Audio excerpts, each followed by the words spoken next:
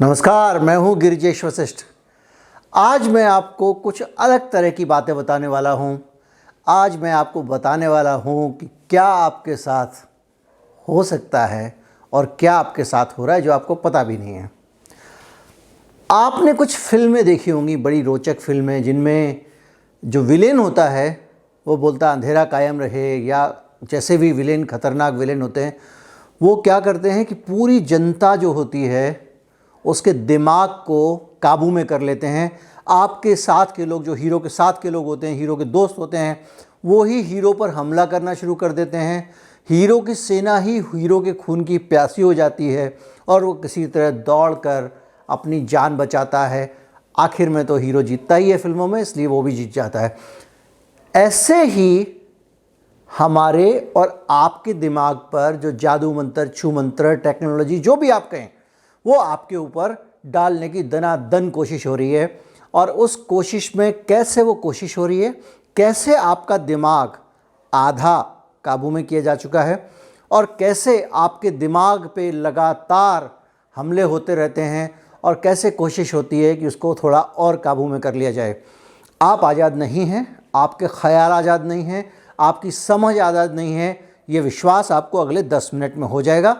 Channel को subscribe कर लीजिए, क्योंकि सब्सक्राइब नहीं करेंगे तो अगली ऐसी वीडियो आपको नहीं मिलेगी। और मैं तो कहूँगा कि एक बार हमारे चैनल के वीडियोस खंगाल के देख लीजिए, बहुत सारे अच्छे वीडियो आपको देखने को मिल सकते हैं। बातचीत का जो बहाना है आज का, वहाँ से जहाँ से हम शुरू करने वाले हैं, वो भारत सरकार की एक चिट्ठी है जो उन्होंने ट्विटर को लिखी है। उसमें 1250 से के करीब जो हैं अकाउंट्स को बंद करने के लिए कहा है सरकार ने, और बाकायदा ट्विटर को करारी तगड़ी वाली धमकी दी है और कहा है कि अगर आपने इन अकाउंट्स को बंद नहीं किया तो आप एक्शन के लिए तैयार रहिए। इससे पहले 250 अकाउंट ट्विटर से सरकार ने चिट्ठी लिख के बंद कराए थे। उनमें से कुछ अकाउंट वापस ट्विटर ने चालू कर दिए। उससे सरकार बहुत खौरियाई हुई है, गुस्से में है, और वो किसी भी तरह से ट्विटर को माफ़ करना नहीं चाहती है। और वो ट्विटर को दबाव में लेने का उसको ये बहाना मिल गया है, और वो अब किसी भी तरह से चाहती है कि ट्विटर वो करे जो सरकार कहे। सरकार सही है, गलत है, ये सारी बातें अलग हैं, लेकिन बात सिर्फ इतनी है कि आपको ट्विटर से जो मिलने वाला है, जो सूचना आप ट्विटर पे देखते हैं, जिसके सही गलत होने का फ़ैसला आपको खुद करना चाहिए, वो फ़ैसला आप तक होने से पहले सरकार कर देना चाहती है कि किसकी बात आप तक पहुंचे और किसकी आप तक ना पहुंचे। कहा जा रहा है कि ये अकाउंट खालिस्तान समर्थकों के हैं, इसमें विदेशी ऑपरेटिव्स शामिल हैं, विदेशों से इसको ऑपरेट किया जा रहा है और उसके ज़रिए कैंपेन फैलाया जा रहा है। और उसमें कहा गया था, एक हैशटैग जिसका जिक्र किया सरकार ने, कि जीनोसाइड ऑफ फार्मर्स, किसानों का कत्लेआम। और इस हैशटैग में बहुत सारी ऐसी पोस्ट आई कि ये सरकार किसानों का कत्लेआम करना चाहती है, सरकार किसानों की दुश्मन है, और कीले वीले लगाने के बहुत सारे मसले पे उसके बाद से सरकार बहुत ज़्यादा गुस्से में है। ये तो सरकार की बात हुई जो सरकार ने ट्विटर पर लगाम लगाने की कोशिश की। इसकी और डिटेल में जाएंगे तो वीडियो लंबा होने लगेगा, आप भाग जाओगे।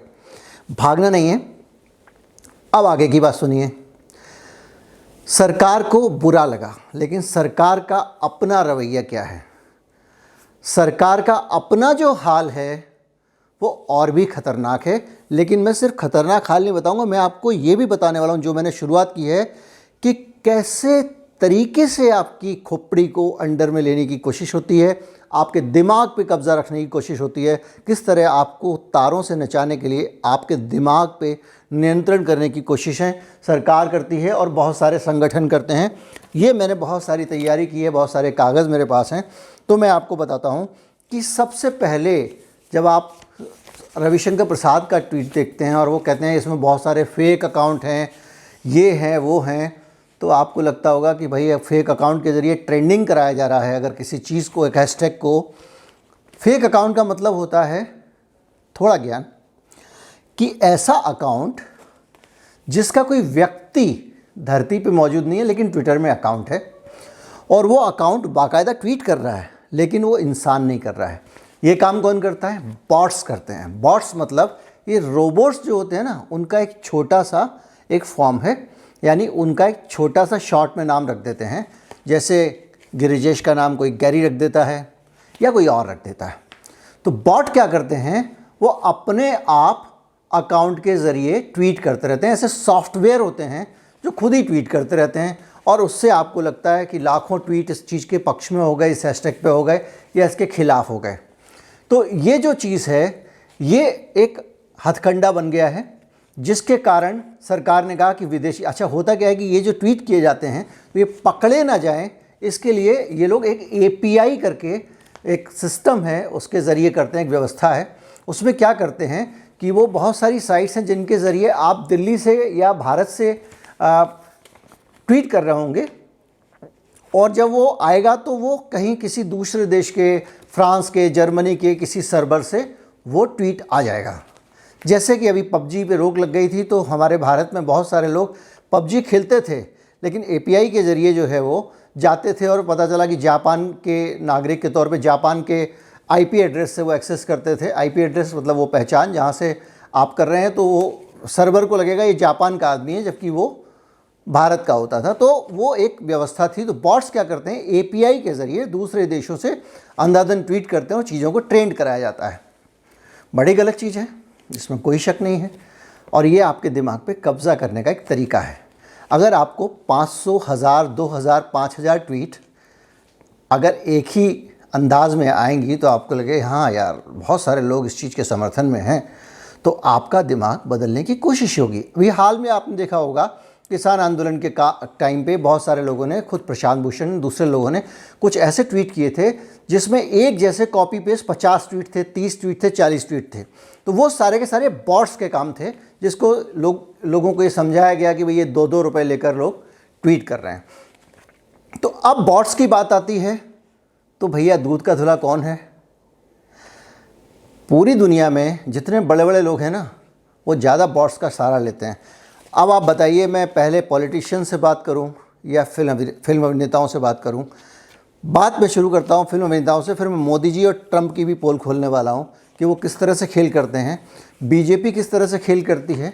दुनिया भर में आपके दिमाग को मैं आपको बताऊं, एक संस्था ऐसी है जो आपके फेसबुक डाटा पे नज़र रखती है, और आप जो फॉरवर्ड कर रहे हैं उस पूरे डाटा के ज़रिए वो ये पता कर लेती है कि इस आदमी को कौन सी चीज़ फॉरवर्ड करो तो ये पकड़ेगा। यानी मेरे पास कोई चीज़ आई, और अगर मान लीजिए मैं बंदरों के बारे में अगर कोई मुझे फॉरवर्ड करता है, ज़्यादा लोग बंदरों के बारे में फॉरवर्ड करते हैं और मैं पढ़ना पसंद करता हूँ, तो वो पहचान जाते हैं। और उसके बाद जब वो अपना कैंपेन डिज़ाइन करते हैं किसी पॉलिटिकल पार्टी के लिए, 2014 में बीजेपी के लिए कर चुके हैं, तो वो उसमें इस चीज़ को दिमाग रख के वो मेरे दोस्त के पास में वो चीज़ पहुँचाते हैं, और दोस्त मुझे भेजता है। इस तरह का तंत्र पकड़ा गया था। कैम्ब्रिज एनालिटिका का जो स्कैम था, आपको पता होगा, भारत में फेसबुक और कैम्ब्रिज एनालिटिका उसमें फंस गए थे, और अब फंसे हुए नहीं हैं। बताने की ज़रूरत नहीं है कि 2016 में जब वो घोटाला खुला था, उसके बाद से अब तक क्या हुआ है और क्यों नहीं हुआ है। अगर कुछ नहीं हुआ है तो किस तरह से फेसबुक जो है वो लगातार जहरीली, समाज को बांटने वाली और किसी एक पॉलिटिकल फोर्स के फ़ायदे की जो सामग्री है उसको चुपचाप जाने देती थी, उसको रोकती नहीं थी, और उसको रोकने की कोशिश करने वालों को चुप करा के रखती थी। फेसबुक की जो पॉलिसी हेड थी वो कहा करती थी कि भाई इस पार्टी की चीज़ों को नहीं रोकना है, ये बिजनेस का सवाल है, बिजनेस। अब आते हैं फिल्म अभिनेताओं पे, फिर आएंगे मोदी जी और ट्रंप के ऊपर। आपको याद होगा कि एक हीरोइन हैं हमारे भारत की जानी मानी, मैं उनका नाम निकाल लेता हूँ, भूमि त्रिवेदी। भूमि त्रिवेदी के साथ क्या हुआ अचानक, ये मामला है 16 जुलाई का, इसी साल का।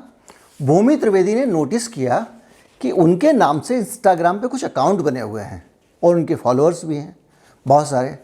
तो उनको लगा कि ये तो धंधे में गड़बड़ है, क्योंकि होता क्या है कि ये जो सेलिब्रिटीज़ होते हैं, आगे पूरी खबर को समझने में ये जानकारी आपके काम आएगी। ये लोग अगर जिसके जितने ज़्यादा फॉलोअर्स होते हैं उनको उतने पैसे मिलते हैं इंडोर्समेंट के लिए, यानी तारीफ़ करने के लिए। भूमि त्रिवेदी अगर एक खास लिपस्टिक उठाएं, लगाएं और कहें इसके कलर बहुत अच्छे लगते हैं, मैं यही इस्तेमाल करती हूं, तो उस प्रचार को करने के भूमि त्रिवेदी के जितने फॉलोअर्स होंगे, जितने लोग उनको इंस्टाग्राम पे फॉलो करते हैं, उसके हिसाब से वो लिपस्टिक कंपनी भूमि त्रिवेदी को पैसे देती है। ऐसे ही आपने बहुत सारे अलग अलग तरह के इंडोर्समेंट देखे होंगे। तो भूमि त्रिवेदी ने क्या किया, मुंबई पुलिस में जाके शिकायत की कि साहब ये फेक अकाउंट इंस्टाग्राम पे चल रहे हैं और इन अकाउंट के ज़रिए जो है ये मेरा नुकसान हो रहा है और ये तो नकली है। और सही बात है, अगर मेरे नाम से कोई दूसरा दुकान खोल ले तो मुझे ख़राब लगेगा। तो दिल्ली पुलिस ने, जो मुंबई पुलिस ने क्या किया, उस पर जांच की तो पता चला कि उसमें तो बड़े बड़े एक एक करके जो कंपनी थी, जो वो बहुत बड़ा घोटाला निकल आया। एक कंपनी क्या करती थी कि भूमि त्रिवेदी और दूसरे इस तरह के लोगों के नाम से अकाउंट बनाती थी। जो इंस्टाग्राम पे फॉलोअर होते थे वो भूमि त्रिवेदी के नाम से जुड़ जाते थे। बाद में उन फॉलोअर्स को इस्तेमाल किया जाता था और उनके ज़रिए दूसरों की चीज़ें ट्रेंड कराई जाती थी। आपको याद होगा सिंगर बादशाह इसी कांड में फंसे थे। एक ही दिन में उनका जो है वो लाखों करोड़ों में उनका एक नया वीडियो लॉन्च हुआ, वो पहुंच गया था। फॉलोअर्स कार्ट करके एक कंपनी थी, वो ये सब काम करती थी। और रैपर बादशाह ने 75 लाख रुपए दिए इस कंपनी को और कहा कि मेरे लाइक्स बढ़ा दो। उनका एक वो आया एल्बम और उसका वीडियो पहले ही दिन में रिकॉर्ड तोड़ गया, क्योंकि उन्होंने 75 लाख रुपए उस कंपनी को दे दिए थे। किस कंपनी को? जो भूमि त्रिवेदी के कारण पकड़ी गई। बाद में इसमें जांच हुई और बहुत सारे लोग जो फेक फॉलोअर्स वाले थे उनकी पोल खुलनी शुरू हुई, क्योंकि इस कंपनी ने बहुत लोगों को इसी तरह का फर्जी डाटा बना के बेचा था।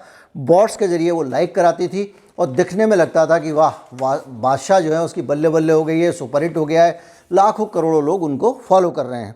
इसके साथ वो सबसे ज़्यादा फॉलोअर्स 24 घंटे में मिलने का रिकॉर्ड भी बना गए बादशाह, ये सब करके। आप बैठे रहो, मैं यहाँ पे आपसे बोलता रहूँ साहब ज़रा सब्सक्राइब कर लीजिए, आपका दिल हुआ तो अंगूठा दबा देते हैं, वरना आगे बढ़ जाते हैं। 8% लोग ही सब्सक्राइब करते हैं, बाकी लोग बगैर सब्सक्रिप्शन के वीडियो देखते हैं। अच्छी बात है, अगर वो सब्सक्राइब करेंगे तो और भी अच्छी बात होगी। खैर, इसमें 170 से ज़्यादा हाई प्रोफाइल के जो सेलिब्रिटीज़ थे बॉलीवुड के, वो लपेटे में आए। भूमि त्रिवेदी वाले मामले का बादशाह तो आया और उसमें कई लोग ऐसे थे जिसमें आपकी एक जानी मानी हीरोइन थी, हीरो थे, जिनको पूछताछ के लिए बुलाया गया। वो पेड और बॉट्स के ज़रिए अपने फॉलोअर्स बढ़ाते थे। दीपिका पादुकोणे का भी नाम इसमें आया था, आपको याद होगा, उनको पूछताछ के लिए बुलाया गया था। बाद में ये मामला आया गया हो गया, तो स्टार की बात हुई। अब आते हैं हम हमारे बहुत बड़े हीरोज़ जो हैं, पॉलिटिकल हीरोज़, उनके बारे में। ये मेरे पास में एक चार्ट है, मैं इस चार्ट को भी स्क्रीन पे भी डाल दूंगा। ये चार्ट बनाया है एक कंपनी है जो ट्विटर में जो घपला हो रहा है, फॉलोअर्स का घोटाला होता है, उसका उस पर नज़र रखती है और वो बताती है कि इस पे जो है वो कहाँ क्या गड़बड़ हुई है। ट्विटर ऑडिट नाम का एक प्रोजेक्ट आया और उसमें ये सारी की सारी चीज़ पता चली। उसमें पता चला कि जो डोनाल्ड ट्रंप हैं उनके 429 मिलियन यानी 43 करोड़ के आसपास जो हैं वो उनके फॉलोअर हैं, जिसमें से 37% फर्जी हैं। अब आप थोड़ा पीछे चलिए। कहा गया कि जो एक सरकार ने जो लिस्ट दी है कि इन अकाउंट्स को ब्लॉक कर दीजिए, और कहा गया है कि इसमें बहुत सारे फेक अकाउंट हैं और वो ट्रेंडिंग करा रहे हैं। हमारे देश के प्रधानमंत्री मोदी जी के अकाउंट जो हैं उनका जब पता किया गया तो उनके जो 4 करोड़ फॉलोअर्स हैं उसमें से 60% फॉलोअर्स फर्जी निकले। 60%। ये आई है रिपोर्ट आपकी जुलाई में, इसी साल के जुलाई में, माफ़ कीजिएगा जो साल बीता है, इस साल का तो जुलाई आया नहीं है, जुलाई 2020 में। और जब ये रिपोर्ट आई तो इसका जवाब जो था वो क्या दिया ये आप जान लीजिए। इसका जो जवाब दिया बीजेपी ने वो ये कहा कि राहुल गांधी के भी तो अकाउंट फर्जी हैं, उनके भी कुछ 20-30% के करीब फर्जी फॉलोअर्स निकले थे। इसके अलावा पोप 59%, यानी मोदी जी से थोड़ा कम उनके फर्जी फॉलोअर्स हैं। और भी बहुत सारे, किंग सलमान के 8% फर्जी फॉलोअर हैं। तो वो ठीक है, वो सारी दुनिया में इस तरह के हैं। लेकिन 60 वो पार्टी जो कुछ ट्विटर को लेके ट्विटर पे दबाव बना रही है, क्लच में लेने की कोशिश कर रही है, दबाव में लेने की कोशिश कर रही है, उसके अपने जो सबसे बड़े नेता हैं उनके 60% फॉलोअर फर्जी हैं। जहाँ से मैंने बात शुरू की थी, ये फर्जी फॉलोअर किस लिए हैं? ये फर्जी फॉलोअर आपके दिमाग पे कब्ज़ा करने के लिए हैं। मैंने आपको बताया था कि किस तरह से फिल्मी सितारे आप पे दिमाग पे कब्ज़ा करने के लिए, आप जब ये देखते हैं कि फ़लाँ आदमी के इतने फॉलोअर हैं, उस आदमी को इतना लाइक करते हैं, उसके इतना, जैसे ही आपने सुना होगा कि बादशाह का एल्बम पहले दिन में ही रिकॉर्ड तोड़ दिया, तो आपके दिमाग में आया होगा कि ये आदमी बहुत पॉपुलर है। इसके बेसिस पे बादशाह बहुत सारा काम हासिल कर लेते हैं, बहुत सारे इंडोर्समेंट पे पैसा कमा लेते हैं। बेसिकली तो ये बेईमानी है। आपके 5,000 फॉलोअर हैं, आपने 50 लाख बता दिए और किसी से पैसे ले लिए, ये 50 लाख लोगों को लिपस्टिक बेच रहा हूँ, जबकि आप लिपस्टिक 50 लाख लोगों को नहीं बेच के आप 5 ही हज़ार को बेच रहे हैं, उसको पैसे का आपने चूना लगा दिया। इसी तरह से जब ये जो परसेप्शन बनाया जाता है, विश्व गुरु, करोड़ों फॉलोअर, ये वो, उसके पीछे की जब आप हकीकत ये देखते हैं तो आपको पता था, ये ट्विटर डिप्लोमेसी नाम की संस्था है, उसने ये जानकारी दी थी, बाकायदा भारत में आई, उसमें बहुत सारा विवाद भी हुआ।